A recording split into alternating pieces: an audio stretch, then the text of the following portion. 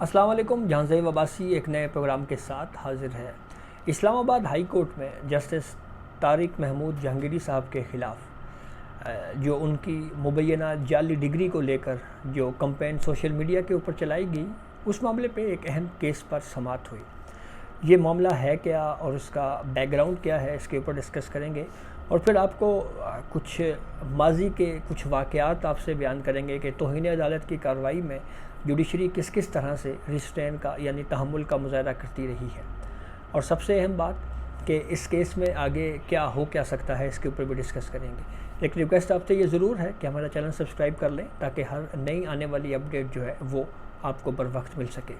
تو social media کے اوپر جسٹس طارق جہانگیری صاحب کے حوالے سے ایک مہم یا جو ڈسکشن رہی ہے، وہ ڈسکشن بنیادی طور کے اوپر یہ تھی کہ مبینہ طور پر جسٹس طارق محمود جہانگیری صاحب کی ایک ڈگری جو ہے وہ جعلی ہے، اور اس کے اوپر بہت زیادہ سوشل میڈیا پہ اوپر ڈسکشن ہوئی، بہت زیادہ لے دے ہوتی رہی. تو اسی معاملے کے اوپر اسلام آباد ہائی کورٹ کے جو کل ججز کی اسٹرینتھ ہے وہ ہے 8 ججز، اور ان 8 میں سے طارق محمود جہانگیری صاحب کو نکال کے باقی جو 7 ججز ہیں ان پر مشتمل ایک بینچ تشکیل دیا گیا، اور اس بینچ کی سربراہی چیف جسٹس اسلام آباد ہائی کورٹ عامر فاروق نے کی. تو جب اس کیس کی سماعت کا باقاعدہ آغاز ہوا تو چیف جسٹس اسلام آباد ہائی کورٹ عامر فاروق نے کہا کہ اس طرح کی مہم برداشت نہیں کریں گے، کسی نے سبق نہیں سیکھا، جو بھی ذمہ دار پایا گیا اس کو نہیں چھوڑیں گے، بس بہت ہو گیا، اختلاف کریں، کوئی منع نہیں کر رہا. پھر اس کے بعد کورٹ نے یہ کہا کہ پی ٹی اے، ایف آئی اے اور پیمرا کو کچھ نظر نہیں آ رہا. اس معاملے پہ پھر ایڈیشنل اٹارنی جنرل منور اقبال دگل پیش ہوئے، اور کورٹ نے ان سے پوچھا کہ کیا آپ لوگ اس بات کی اجازت دے رہے ہیں. جسٹس میاں گل حسن اورنگزیب نے کہا کہ وزیر قانون، وزیر اطلاعات، اٹارنی جنرل سمیت سب خاموش ہیں، تاثر دیا جا رہا ہے کہ آپ لوگ اس کے پیچھے ہیں. پھر چیف جسٹس اسلام آباد ہائی کورٹ نے یہ کہا کہ یہ ادارہ جاتی جواب ہے، جو بھی ذمہ دار ہوا اس کی گرمیاں اڈیالہ جیل میں گزریں گی. اب ججز اس طرح کے سوالات کا جواب دینے کے لیے رہ گئے ہیں. کورٹ نے پیمرا کو، پی ٹی اے کو، ڈی جی ایف آئی اے کو نوٹسز جاری کیے ہیں. اس کے علاوہ غریدہ فاروقی صاحبہ کو، عمار سولنگی کو اور حسن ایوب کے بھی اس معاملے کے اوپر نوٹس جاری کیے گئے ہیں. اور کورٹ نے کہا ہے کہ ڈی جی ایف آئی اے ذمہ داران کا تعین کرے. کیس کی سماعت جو ہے وہ گرمیوں کی چھٹیوں کے بعد تک ملتوی کی گئی ہے. چیف جسٹس نے کہا کہ اب ججز ٹویٹ کر دیں کہ میری ڈگری جو ہے وہ صحیح ہے یا نہیں. پورے نیشنل میڈیا اور سوشل میڈیا پر چل رہا ہے. یہ ادارہ جاتی رسپانس ہے جو اس میں ملوث ہوا اپنی گرمیاں جو ہیں کہ گرمیاں جو ہیں وہ اڈیالہ جیل میں گزارے گا. کیا ججز بھی اپنا جواب دینا شروع کر دیں؟ کیا ہم بھی پھر پریس کانفرنس بلا لیں؟ احتساب سے گھبرانے والے نہیں ہیں، لیکن احتساب کے نام کے اوپر مہم جو ہے اس کو برداشت نہیں کریں گے. اچھا، اس کیس کی سماعت گرمیوں کی چھٹیوں کے بعد تک ملتوی کی گئی ہے. تو ایک تو جو یہ آبزرویشن کورٹ کی جانب سے دی گئی ہے کہ جو ذمہ دار ہوئے ان کی گرمیاں جو ہیں وہ جیل میں گزریں گی.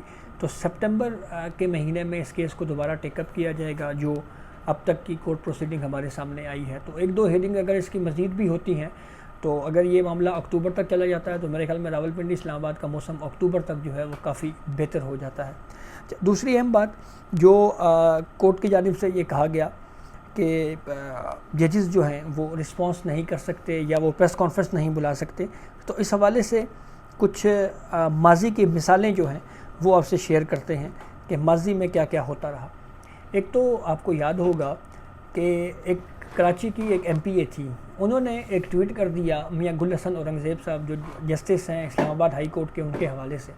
اور اس میں انہوں نے یہ کہا کہ ایک پٹیشن جو ہے جسٹس میاں گل حسن اورنگزیب صاحب نے سپریم کورٹ میں فائل کر دی اور وہ خود آ گئے ہیں. وہ بے بنیاد اور من گھڑت ٹویٹ تھی، اور پھر اس کے اوپر جسٹس میاں گل حسن اورنگزیب صاحب کی جانب سے یا اسلام آباد ہائی کورٹ کی جانب سے باقاعدہ اس کا ایک جواب بھی آیا، اور اس میں موقف سامنے آیا کہ یہ بے بنیاد، من گھڑت یا یہ انفارمیشن درست نہیں ہے، یہ بے بنیاد ہے. اسی طریقے سے کمشنر راولپنڈی کی جانب سے ایک پریس کانفرنس کی گئی تھی، اور اس میں چیف جسٹس قاضی عیسیٰ کے اوپر سنگین نوعیت کے الزامات عائد کیے تھے.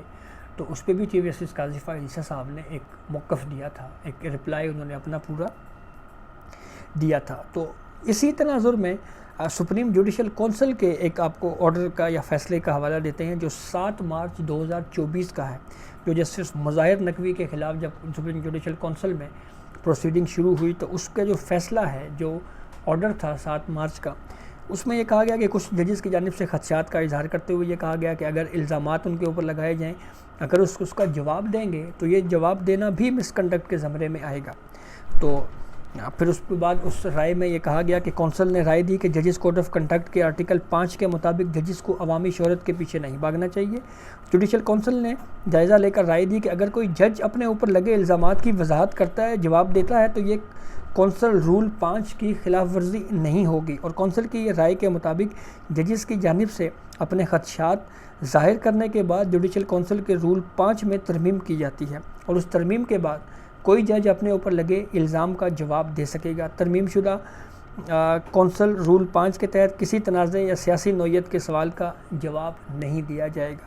اچھا، ایک تو یہ کچھ مثالیں ہیں۔ دوسرا، کنٹمپٹ آف کورٹ کے حوالے سے آپ کو یہ ضرور بتائیں کہ پاکستان کے جوڈیشل ہسٹری میں جب کنٹمپٹ آف کورٹ کی پروسیڈنگ ہوئی تو جوڈیشری نے اس کے اوپر ہمیشہ ریسٹرین کا یعنی تحمل کا مظاہرہ کیا۔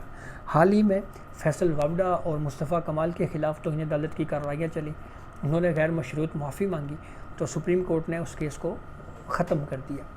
اسی طرح اور بھی بہت ساری مثالیں موجود ہیں، جیسے عمران خان نے ایک جلسے میں سیشن جج زیبا چودھری صاحبہ کے حوالے سے کچھ دھمکی آمیز الفاظ کہے، انہوں نے بعد میں معذرت بھی کی، لیکن کورٹ نے اس کیس کو وہیں پہ ختم کر دیا۔ اور بھی کچھ ایسی مثالیں موجود ہیں جہاں پہ جوڈیشری جو ہے وہ ریسٹرین کا مظاہرہ کرتی رہی ہے۔ کچھ ایسی عدالتی مثالیں بھی موجود ہیں جہاں پہ کنٹمپٹ آف کورٹ کے قانون کا جو ہے وہ سخت استعمال کیا گیا، اور وہ فیصلے جو ہے وہ جوڈیشری میں ان کو کوئی بہت زیادہ پذیرائی نہیں ملی۔ جیسے ہمارے سامنے نہال ہاشمی توہین عدالت کیس موجود ہے، اس میں نہال ہاشمی کو نہ صرف سزا ہوئی بلکہ 5 سال کے لیے ڈسکوالیفیکیشن برداشت کرنا پڑی۔ طلال چودھری کے خلاف کنٹمپٹ آف کورٹ کی پروسیڈنگ چلی، پھر اسی طرح دانیال عزیز کے خلاف کنٹمپٹ آف کورٹ کی پروسیڈنگ چلی، 5 سال کے لیے ان کو ڈسکوالیفیکیشن کا سامنا کرنا پڑا۔ تو ان فیصلوں پہ آج تک جو ہے وہ ان کو کوئی جوڈیشل ہسٹری میں کوئی اچھا فیصلہ نہیں قرار دیا جاتا۔ اور اس کے ساتھ ساتھ یہ کنٹمپٹ آف کورٹ بٹوین کنٹمنر اور کورٹ ہوتی ہے، عدالت اور توہین عدالت کرنے والے کے درمیان کا یہ معاملہ ہوتا ہے۔ تو اب اسلام آباد ہائی کورٹ نے اس کیس کو انیشیٹ کیا ہے۔ اس میں کوئی دو رائے نہیں ہے کہ اس طرح کی جو کمپین ہے ججز کے خلاف وہ نہیں چلنی چاہیے۔ وہیں پہ اس کے ساتھ ساتھ میرے خیال میں ہم بطور کورٹ رپورٹرز یا صحافیوں کو بھی کوئی انفارمیشن جو ہے اس میں بہت زیادہ محتاط ہونا چاہیے۔ کوئی بھی انفارمیشن اگر آتی ہے تو اگر وہ مصدقہ انفارمیشن ہے، اگر اچھی اور بالکل درست انفارمیشن ہے تو اس کو ضرور پھیلانا چاہیے۔ اچھا، 2 لوگ جن کو کنٹمپٹ آف کورٹ میں نوٹسز دیے گئے ان کو تو ہم جانتے ہیں، غریدہ فاروقی صاحبہ وہ اینکر پرسن ہیں، اس کے علاوہ حسن ایوب صاحب ہیں، وہ بھی ایک ہمارے ساتھ کورٹ رپورٹنگ بہت عرصے سے کر رہے ہیں۔ جو تیسرے صاحب ہیں ان کے حوالے سے جو ہے وہ اب جب کیس آگے چلے گا تو پھر پتہ لگے گا کہ وہ کون ہیں، کیا وہ کوئی سوشل میڈیا ایکٹیوسٹ ہیں، کوئی جرنلسٹک بیک گراؤنڈ ہے ان کا کیا ہے۔ تو یہ اب کیس کی سماعت گرمیوں کی چھٹیوں کے بعد تک ملتوی کر دی گئی ہے، تو دیکھیں کورٹ اس کیس کو کیسے لے کر آگے چلتی ہے۔ تو یہ اب تک کی اپڈیٹ تھی جسے ہم نے آپ کو آگاہ کیا، بہت شکریہ۔